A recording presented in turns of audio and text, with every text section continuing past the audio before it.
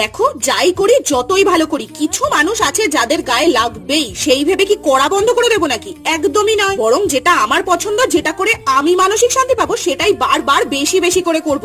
আর রইলো বাকি যারা সমালোচনা করতে এলো, বই গেল, তারা কি আমায় 2 টাকা দিতে আসছে? দিলে নয়, একবার হলেও ভেবে দেখতাম যে না বাবা, সমঝে বুঝে চলি, ওদের মন জুগিয়ে চলি। আর সত্যি বলতে ওইসব মন জুগিয়ে চলা, তেল মেরে চলা, এইসব আমার দ্বারা হয় না। না আমি কাউকে তেল মারতে পছন্দ করি, না কারোর থেকে তেল নিতে পছন্দ করি। জীবনে এমন ভাবে চলবো যেন কাউকে তেল মেরে এগোতে না হয়। এইটুকু কনফিডেন্স ভাই নিজের উপর আছে। তোমাদেরও এটাই বলবো, যেটা করছো করে যাও তো। কে কি বললো, কে কি ভাবলো, এইসব ভাবতে বসলে দেখবে কোনো একদিন হয়তো তুমি নিঃশ্বাস নিচ্ছ, সেটাতেও তাদের সমস্যা হচ্ছে, যেন তুমি ওদের ভাগের অক্সিজেন নিয়ে নিচ্ছ। তখন কি তুমি নিঃশ্বাস নেওয়া ছেড়ে দেবে? বা তুমি জল খাচ্ছ, সেটাতেও ওদের প্রবলেম, তখন কি জল না খেয়ে থাকবে? করবে না তো, কারণ ওইগুলো ছাড়া তো আমরা কেউ বাঁচতেই পারবো না। তাহলে কারোর কথা শুনে নিজের পছন্দগুলোকে কেন পাল্টাবে? শোনো, একটাই জীবন, আর জীবনটা তোমার। শোনো সবার, করো নিজের, তাতে কার ফাটলো কার জুড়লো বয়েই গেল।